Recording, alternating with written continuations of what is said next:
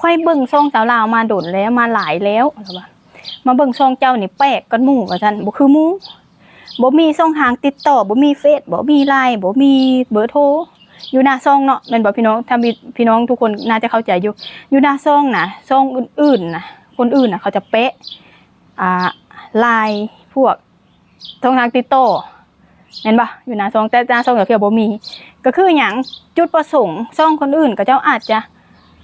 เฮ็ดแบบใดเขาต้องการจุดประสงค์เขาแบบใดจะเพียวบ่เข้าใจจะเพียวก็บ่ได้รู้จักนำอันนั้นน่ะเขาเฮ็ดเพื่อว่าหาคู่ก็มีช่องที่เขาเฮ็ดแบบนั้นแต่ช่องจะเพียวบ่ได้เฮ็ดเพื่อมาหาคู่แต่เพียวเลยบ่ได้แปะช่องทางการติดต่อไว้ให้เพราะว่า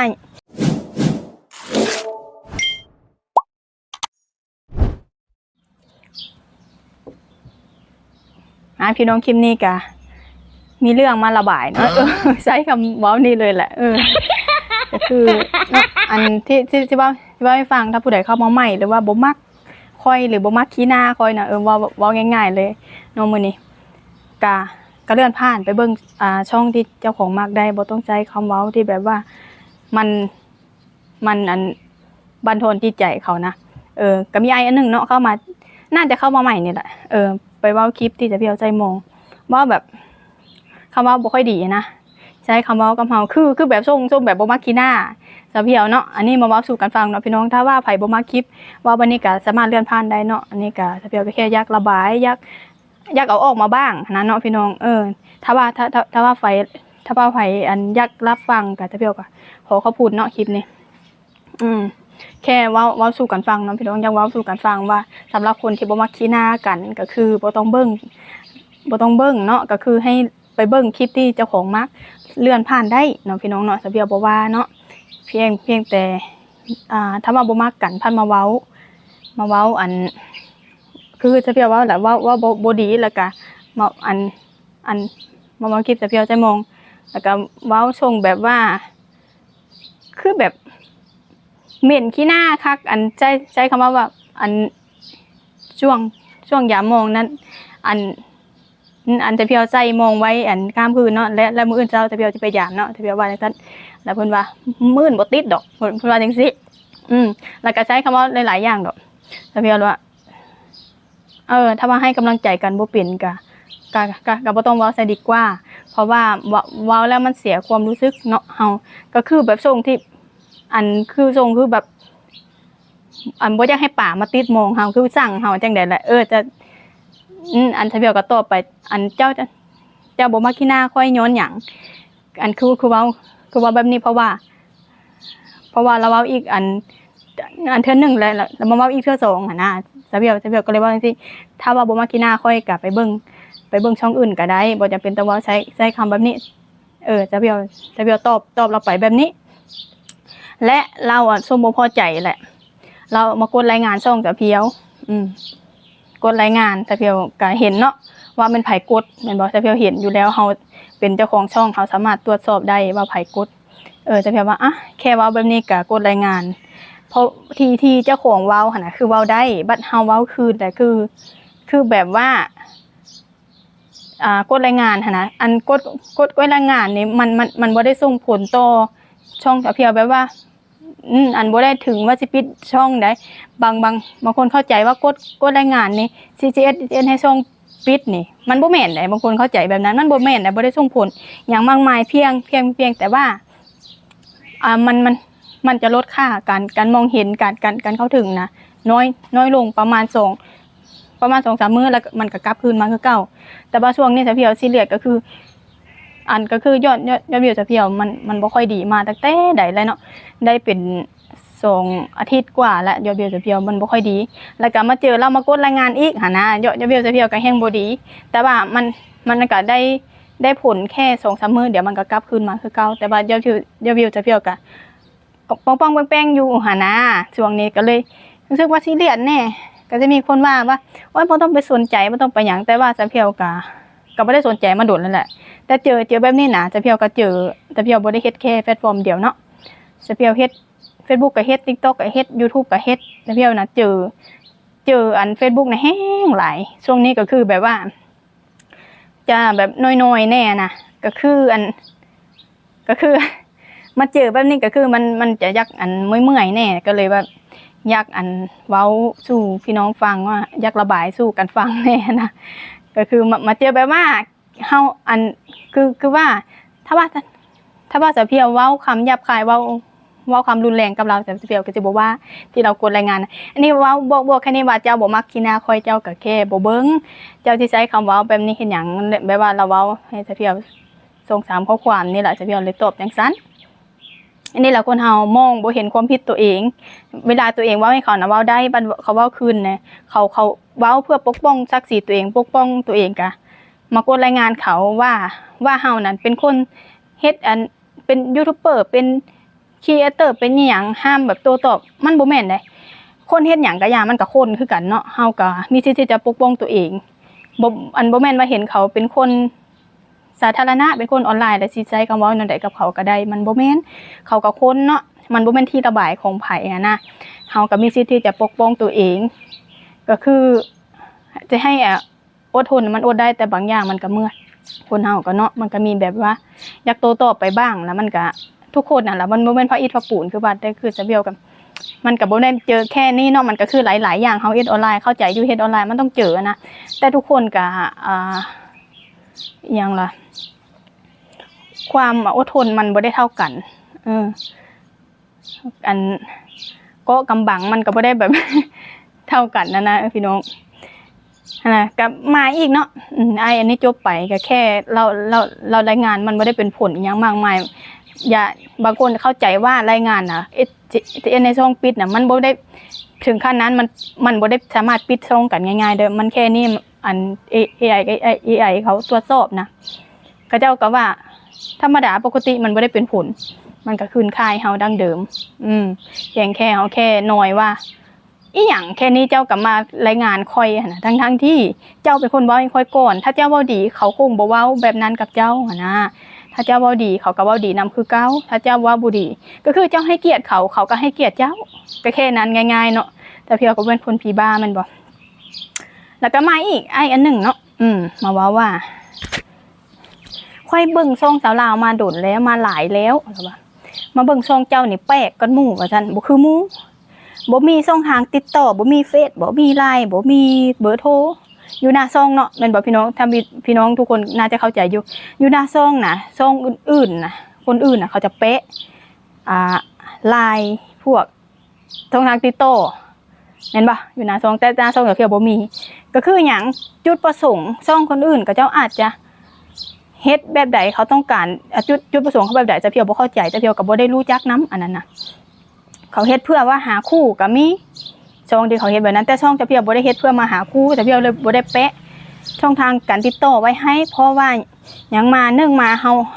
าป้องกันโรคจิตถ้าเฮามีช่องทางติดต่อแปะไว้ให้โรคจิตแบบใดก็สิเข้ามาได้แม่นบ่พี่น้องเข้ามารบกวนนู่นนี่นั่นเฮาเวลาพักผ่อนมันจะมีพวกนี้เข้ามาอยู่แล้วแม่นบ่ถ้าเฮาแปะแบบว่าพวกนั้นไว้นะเราเว้าหั่นนะก็คือช่องอื่นเราว่าหั่นมีหมดจะติดต่อหยังไปคุยหยังได้เบิดแต่ช่องเจ้านี่แปลกมีหยังปิดบังบ่เราว่าจังซี่แหละบ่แบบว่ามาช่องเจ้านี่จีบยากคนอื่นน่ะเขาจีบง่ายคนลาวนี่จะจีบง่ายเจ้านี่บ่คือหมู่นู่นนี่นั่นบ่สร้างความบันเทิงให้คนชมเลยเราว่าจังซี่แหละเจ้าเข้าใจหยังผิดบ่ช่องแบบนั้นนะระวังอันตรายเด้อช่องที่มีแบบว่าช่องทางติดต่อแปะไว้เบิดเจ้าฮู้บ่เจตนาเขาเฮ็ดแบบนั้นเพื่อหยังและช่องค่อยเฮ็ดแบบนี้อันค่อยต้องการสร้างรายได้จากออนไลน์อยู่แล้วเขาบ่ได้ต้องการเพื่อจะมาแปะและเพื่อมาตัวไผก็คือช่องที่บ่มีช่องทางติดต่ออันนั้นคือปลอดภัยอันนี้บ่ได้ว่าโยงเอาเจ้าของนู่นนี่นั่นเด้อเจ้าเพียวบ่ได้เฮ็ดช่องเพื่อจะมาตัวไผเฮาก็เลยบ่ได้แปะช่องทางติดต่อไว้เพราะเฮาเอ็ดเพื่อมาสร้างรายได้อีหลีเนาะแต่ว่า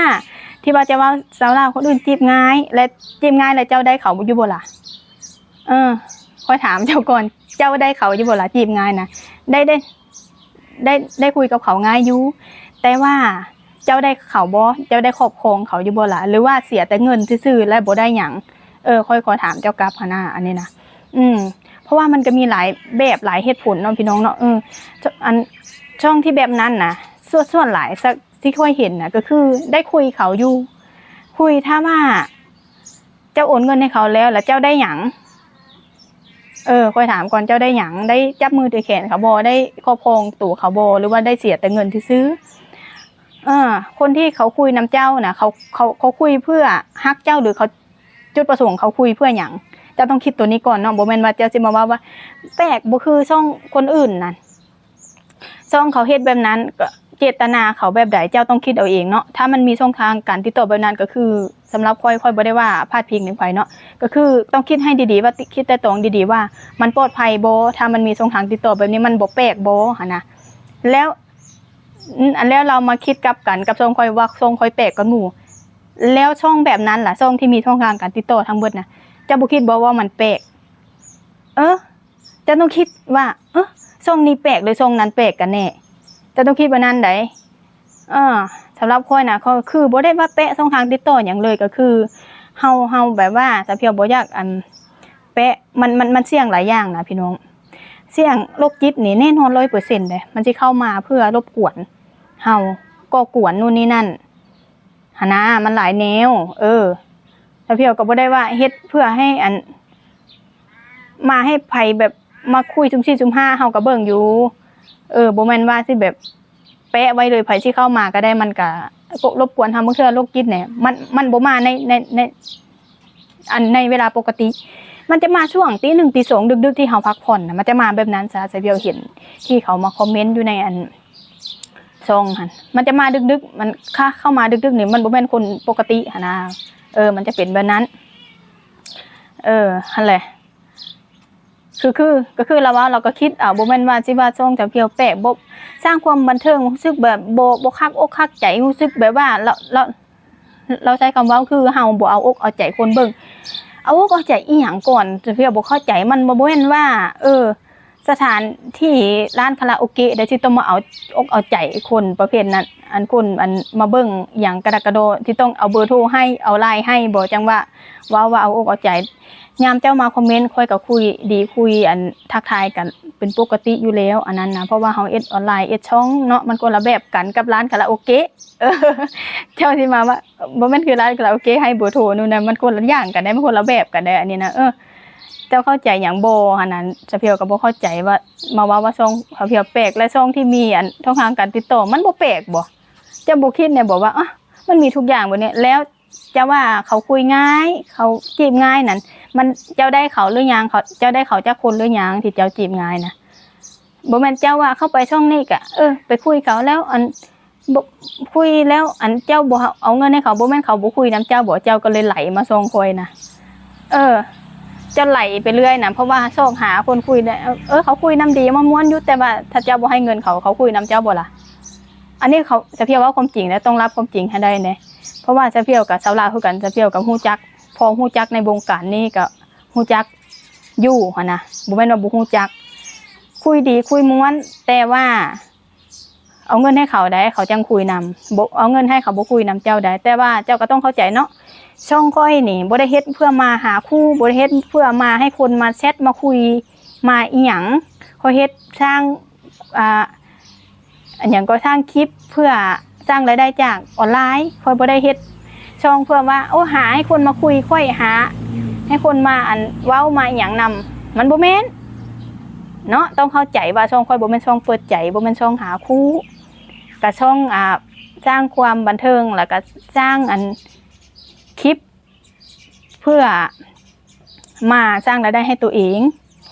ให้คนเบิ่งเนี่ยก็คือมันไผมักก็เบิ่งมันไผบ่มักก็เลื่อนผ่านได้บ่ว่ากันเนาะพี่น้องเนาะมักไผมักมันมักบ่คือกันเฮาก็บ่สามารถที่ไปบังคับให้ผู้ใดมักเมื่อทุกคนแล้วก็บ่สามารถให้เฮ็ดให้ถูกใจทุกคนนะพี่น้องจะเพียวก็เฮ็ดดีที่สุดได้เท่านี้เนาะเฮาก็ความสามารถเฮาก็ส่ำนี้เนาะใช่เฮ็ดแบบถูกใจทุกคนน่ะมันเป็นไปบ่ได้นะก็คืออันนี้เรามาเว้าให้จะเพียวแล้วถ้าช่องจะเพียวบ่ถูกใจเราจะเพียวก็ขอโทษเนาะสิมารายงานแต่ท่านแต่สิมันบ่ได้เป็นผลหยังต่อช่องจะเพียวดอกแต่เพียงจะเพียวหน่อยว่าเท่านี้เจ้าก็รายงานค่อยแล้วทั้งที่เจ้าน่ะเว้าให้ค่อยก่อนนู่นนี่นั่นถ้าเจ้าเว้าดีค่อยก็สิไปเว้าหยังแบบนั้นถ้าเจ้าให้เกียรติค่อยก็ให้เกียรติเจ้าคือกันถ้าเฮาต้องการให้คนอื่นให้เกียรติเฮาก็ต้องให้เกียรติเขาก่อนแม่นบ่พี่น้องก็เพียงแต่เว้าสู่กันฟังถ้าเพียวก็บ่อยากใส่ใจพอปานใดแต่ว่ามันเมื่อยเนาะพี่น้องเฮาได้เว้าสู่กันฟังก็คือสิ ออกมามันก็สิใครนะก็อยู่ในอัน Facebook แห่งนักแต่เพียงให้เจอนักแบบอุ้ยจักอีหยังสารพัดตุกจิตมีเบิดพี่น้องเอ้ยจักมาแต่ใส่ได้บ่ได้ฮู้จักกันเข้ามาแล้วก็มาเว้ามาด่าเฮาแล้วก็หนีมาเว้าให้เฮาแบบเสียหายถ้าจะเพียวสิเอาเรื่องเอาความนี่โอ้ยบ่แม่นน้อยๆคนอยู่ใน Facebook นะเฮาเอาเรื่องเอาความได้เลยแล้วว่าหมิ่นประมาทเว้าให้เฮาเสียหายนี่แฮงหลายอยู่นำ Facebook นะแต่เพียวเลยเมื่อยเพราะว่ามันบ่ได้มีแค่คนเดียวได้มันมีบ่โอ้ยแต่ละมือนะเป็น10เป็น20พุ่นใดมันหลายช่องทางมันรุมเร้าก็เข้าใจถ้าเฮาสิเลือกที่เฮ็ดช่องทางนี้มันก็ต้องแบบว่าต้องเข้มแข็งแน่แหละแต่ว่าบางเทื่อเนาะคนเข้มแข็งนี่มันก็สามารถอ่อนแอได้คือกันนะเพราะว่ามันเจอปัญหาเนาะเจอคำเว้านู่นนี่นั่นอันคน100คนนะชมเฮาแต่จะมี1คนที่มาตำหนิเฮานะมันก็ยังแบบไปแล้วได้ใจนะทางที่แปลกเนาะคนเฮานี่ก็100คนนี่ชมเฮาย่องเฮาแต่ว่ามันจะมีคน1 2คนเข้ามาแบบมาเว้าแบบผิดเพี้ยนไปจากเขานะไปแล้วได้ใจนี่เริ่มห่อเหี่ยวเริ่มแบบว่า มันเป็นแล้วนั้นได้ จะเพียวกับบ่พอใจบางคนก็ว่าบ่เป็นหยังดอกคนฮักเฮาหลายกว่าคนสร้างก็แม่นแต่ว่าถ้ามีคำเว้าคำหนึ่งมาสะกิดใจล่ะมันก็เริ่มห่อเหี่ยวเริ่มแบบเมื่อยเริ่มท้อไปแล้วได้เป็นนั้นไปได้คนเฮาก็ผีบ้าก็ได้คือว่าหั่นแหละมันก็สู้ต่อไปคือเก่าแล้วพี่น้องแข่งแต่ว่าสู่กันฟังว่าไผบ่มักขี้หน้าค่อย ไปเบิ่งช่องอื่นได้เลยเลื่อนผ่านได้เลยบ่ว่ากันบ่ให้มาว่าบั่นทอนจิตใจกันนะพี่น้องเพราะคนเฮ็ดคลิปเนี่ยจะเพียวเข้าใจทุกคนเลยเพราะว่ามันก็หัวอกเดียวกันนะพี่น้องนะเฮ็ดคลิปเนี่ยเข้าใจทุกคนว่า